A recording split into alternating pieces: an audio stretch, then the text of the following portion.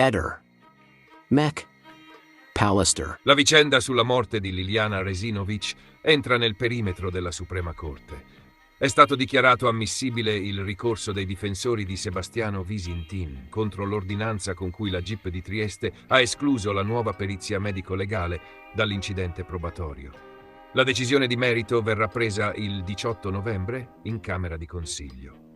Al centro del ricorso c'è la scelta del giudice di non aprire subito un nuovo esame autoptico super partes, ritenendo invece sufficiente, per questa fase, un pacchetto di accertamenti tecnici su reperti già sequestrati e in parte analizzati. Cordini e sacchetti, indumenti della vittima, guanti e abiti in uso a Visintin, coltelli reperiti nell'abitazione, suole delle scarpe, oltre al bracciale bicolore consegnato dal fratello. Su questi materiali sono stati autorizzati test genetici, merceologici e dattiloscopici, finalizzati a cercare microtracce, profili DNA, compatibilità con scene e superfici, eventuali impronte utili a collocare oggetti e contatti.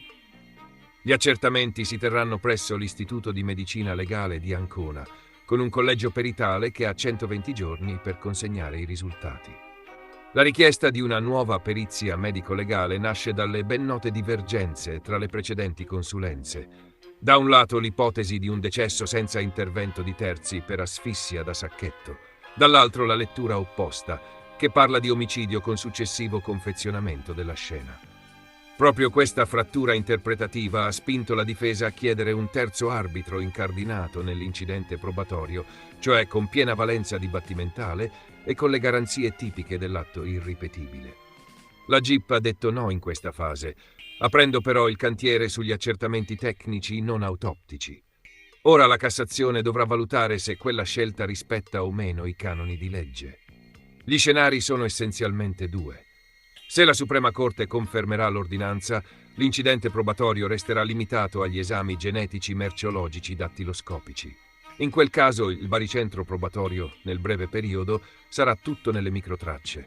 Presenza o assenza di DNA terzo su cordini e sacchetti, compatibilità tra fibre e indumenti, residui o impronte utili a ricostruire contatti e maneggi. Se invece l'ordinanza verrà annullata, si riaprirà la strada alla nuova perizia medico-legale dentro l'incidente probatorio, con la possibilità di ricalcolare tempi di morte, dinamica delle lesioni, compatibilità delle legature e di fare sintesi, finalmente in modo neutro, delle conclusioni contrastanti già agli atti. Sul piano pratico, il percorso ad Ancona potrà offrire risultati molto concreti. Un profilo genetico coerente, un'impronta in posizione significativa, un pacchetto di compatibilità fra bracciale, abiti e corde può orientare con forza la ricostruzione. Viceversa, l'assenza di tracce pertinenti o la non significatività dei reperti ridurrebbe l'impatto probatorio degli oggetti e rimetterebbe al centro la sola medicina legale. Valutazioni finali sull'impatto per Sebastiano Visintin. Impatto immediato. L'ammissibilità del ricorso è una notizia processuale buona per la difesa. Non cambia lo status dell'indagato, ma apre una chance concreta di ottenere la perizia che chiede da tempo. Nell'attesa, però, vanno avanti gli esami tecnici. Se emergessero microtracce a suo carico, l'effetto potrebbe essere sfavorevole indipendentemente dall'esito in Cassazione. 2. Se la Cassazione conferma l'ordinanza. Per Visintin significherebbe che almeno in questa fase la nuova perizia medico-legale non entrerà nell'incidente probatorio. La difesa si giocherà allora tutto sugli esiti dei test tecnici. Un risultato pulito, assenza di tracce, non compatibilità, mancanza di impronte utili, rafforzerebbe richieste di alleggerimento o persino ipotesi di archiviazione. Un risultato sporco, tracce o compatibilità significative, irrigidirebbe la posizione, potendo alimentare una richiesta di rinvio a giudizio. La perizia medico-legale, se necessaria, potrebbe comunque essere riproposta in un'eventuale fase dibattimentale, ma senza il vantaggio dell'anticipazione probatoria. 3. Se la Cassazione annulla l'ordinanza. È un'arma a doppio taglio. Da un lato Visintin otterrebbe quella perizia terza, che la difesa ritiene decisiva per smontare l'ipotesi omicidiaria.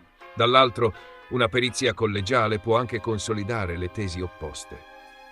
In termini di rischio-beneficio, la mossa è coerente con la strategia difensiva.